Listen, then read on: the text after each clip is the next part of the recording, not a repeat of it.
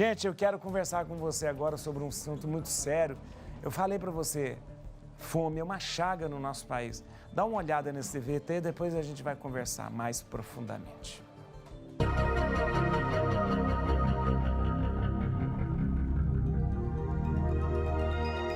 No Brasil, a fome constitui uma chaga social que impede o exercício pleno da cidadania em um território marcado historicamente por profundas desigualdades sociais.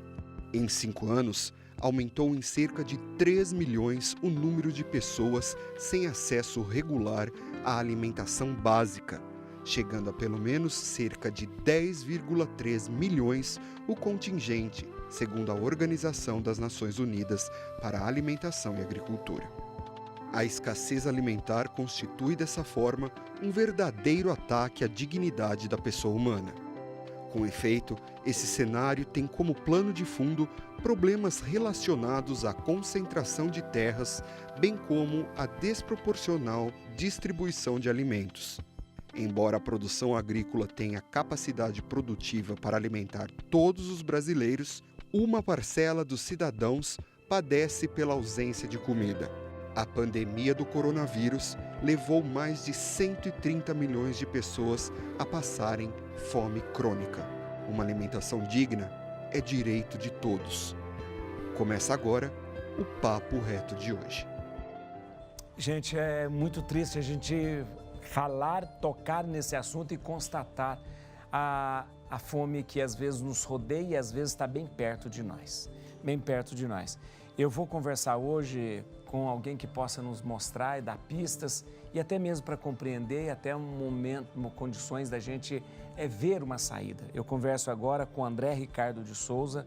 André Ricardo de Souza é sociólogo, professor do departamento e do programa de pós-graduação em sociologia da UFSCar. Ele faz parte da Sociedade Brasileira de Sociologia, coordenador do Núcleo de Estudos da Religião, Economia e Política, membro da Associação Brasileira de Pesquisadores de Economia Solidária e da Articulação Brasileira pela Economia de Francisco e Clara. Eu tenho a alegria de receber aqui com a gente agora o sociólogo André Ricardo de Souza. Boa tarde, André, muito obrigado de estar conosco. Quero lhe agradecer muito, imensamente mesmo, pela sua presença conosco. Agradecer que você dispõe do seu tempo para conversar com a gente. Seja bem-vindo na Rede Vida.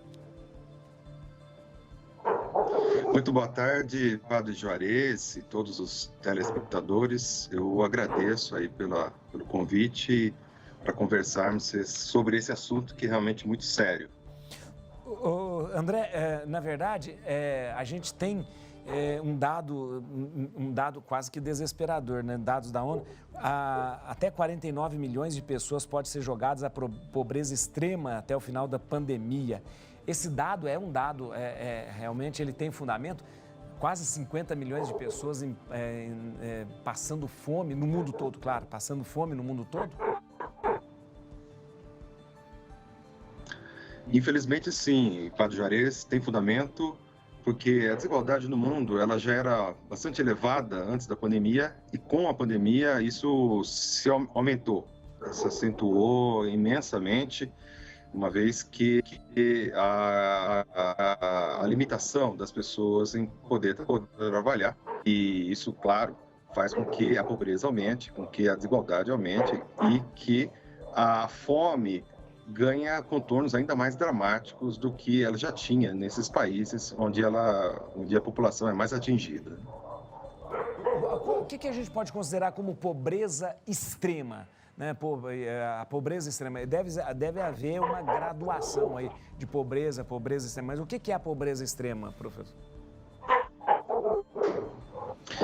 Olha só, Padre Juarez, é quando o indivíduo não consegue satisfazer as necessidades básicas, dentre elas a alimentação, né? Então, viver com menos de $1, né, por dia é algo que representa aí a pobreza extrema, né, que acarreta a desnutrição, as doenças, enfim, é um estado de miséria, infelizmente. O Brasil, ele pode ser considerado um país onde ainda acontece pobreza extrema e fome ainda? Ou o Brasil já superou esse nível da pobreza extrema? Então, o Brasil teve um marco importante no Brasil, em 1993, quando foi criado o Conselho Nacional de Segurança Alimentar, o CONSEA. Isso derivou de uma mobilização significativa feita pelo sociólogo Betinho, à época, na equação da cidadania contra a fome e a miséria. Depois disso, houve um marco muito importante, em 2003, a criação do programa Fome Zero, e seguinte, o programa Bolsa Família, né? Que efetivamente contribuiu significativamente para atenuar a situação, diminuí-la efetivamente. Houve depois, em 2012, a criação do programa Brasil Sem Miséria, e em 2014 o Brasil finalmente saiu completamente do mapa da fome no mundo. Isso ocorreu em 2014, em decorrência dessas medidas, dessas políticas tomadas, junto com a elevação também de salário mínimo, que foi algo muito importante no país, que fez com que a fome do país tivesse sido eliminada, fazendo com que o país não fizesse mais parte do mapa da fome.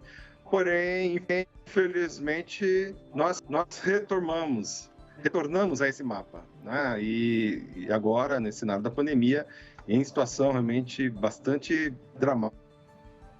dramática, isso se deve à maneira como a política de produção de alimentos está sendo conduzida, né? E que acarreta um desabastecimento significativo de grande parte da população. Mas não é uma coisa totalmente contraditória, professor? Sendo que a gente tem notícias de que o Brasil, ele produz cada vez mais, o agronegócio é que está na frente, liderando toda a economia brasileira. Nós temos cada vez mais plantações de soja, nós temos cada vez mais... Caiu? Aí a gente vai tentar. Mas eu vou fazer essa pergunta. E, de repente, é uma contradição, porque a gente, no momento que o país produz mais, é o momento que nós retornamos para o mapa da fome. Que coisa esquisita isso, né? Eu vou saber do nosso professor. Olha aí! Vem cá, Júlia. Eu sabia, ela, adolescente assim, a gente vai chamar ela para presa. Ela faz uma cara, olha lá, tira a máscara, para todo mundo ver. Olha que menina linda, é a Júlia, filha da Carol, sobrinha da Ana Paula Provazzi. A Júlia estava me falando aqui agora mesmo, falou assim que uma das lembranças que ela tem mais bonita é que o padre que batizou ela era o padre mais bonito que ela já viu na vida. Não foi verdade que você falou? Não foi?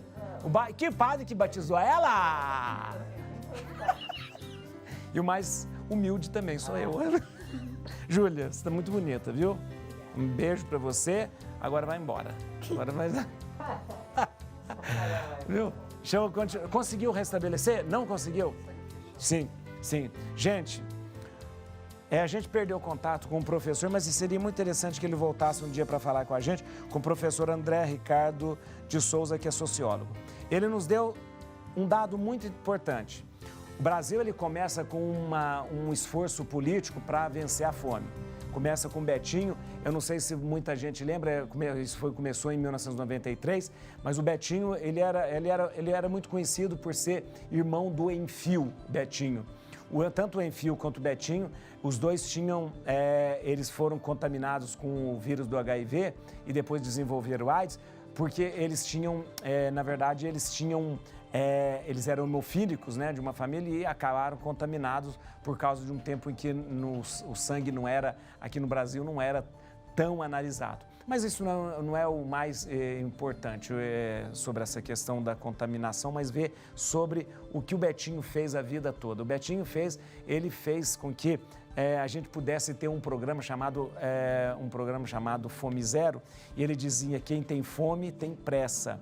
Mobilizou não só a política, os políticos, os artistas, e fez com que a gente pudesse ter uma consciência para aquelas pessoas que estavam passando fome. O que o professor nos disse foi algo muito sério. Quando o poder político quer fazer alguma coisa, ele faz. Quando a política quer fazer alguma coisa, eles fazem e podem. E quando a gente viu que os políticos começaram a fazer alguma coisa, nós mudamos. Várias políticas voltadas para a erradicação da pobreza aconteceram. E nós fizemos e tivemos a grande notícia de 2014, sair do mapa da fome. Sair do mapa da fome. Nós tivemos a alegria de saber que em 2014 nós não tínhamos mais a pobreza extrema. E o que é que acontece? Devagarinho a gente vai relaxando e as pessoas voltam de novo a passar fome. É claro que agora sobreveio a pandemia, que piorou ainda essa situação.